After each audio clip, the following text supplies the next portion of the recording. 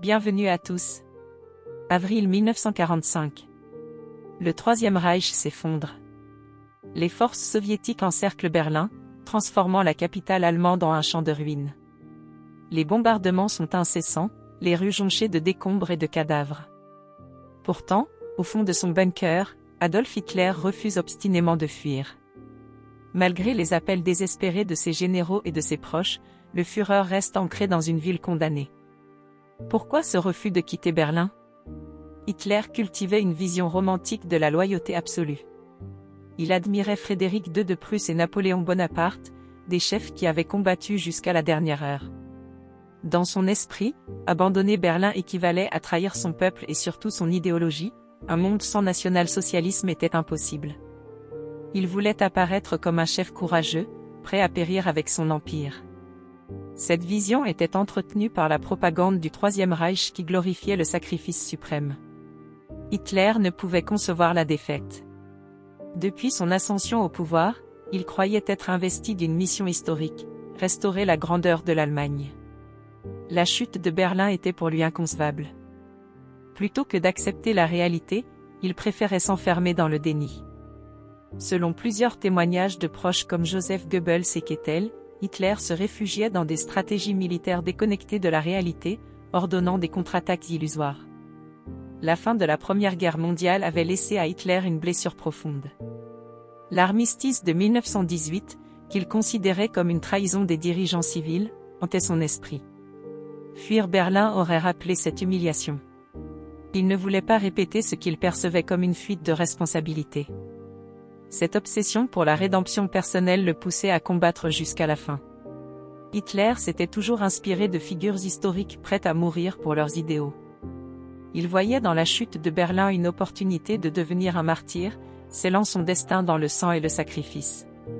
Joseph Goebbels lui-même préparait des discours glorifiant la mort héroïque du Führer. Cette idée était renforcée par le culte de la mort et du sacrifice qui traversait l'idéologie nazie. En outre, Hitler savait que sa capture par les Alliés, notamment les Soviétiques, serait synonyme d'humiliation publique.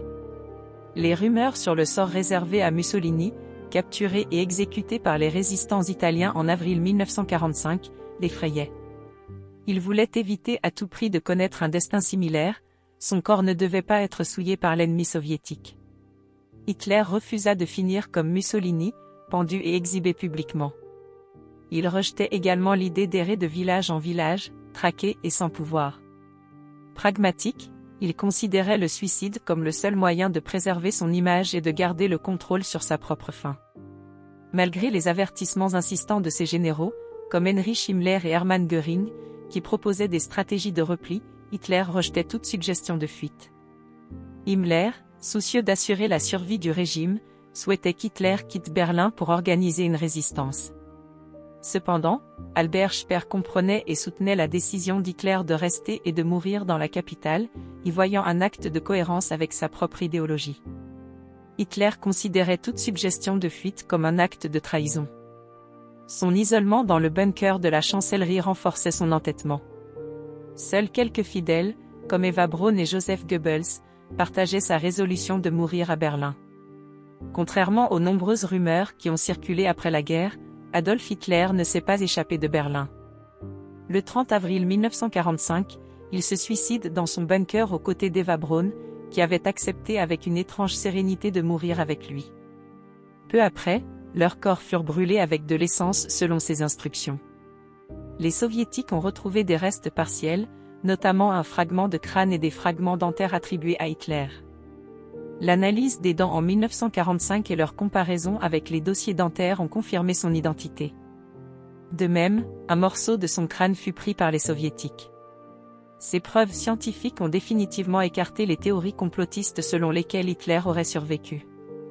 Le refus d'Adolf Hitler de quitter Berlin n'était donc pas un simple acte de bravoure ou de folie. Il était le résultat d'un mélange complexe de fierté, de déni, de peur et d'une volonté de rester fidèle à son image de chef inébranlable. Sa décision de mourir plutôt que de fuir était motivée par le refus de finir humilié comme Mussolini et par le désir de ne pas errer sans pouvoir. Cette obstination a conduit à l'effondrement total du Troisième Reich et à sa propre fin tragique. Si ce sujet vous a passionné, N'oubliez pas de liker cette vidéo et surtout de vous abonner. À bientôt.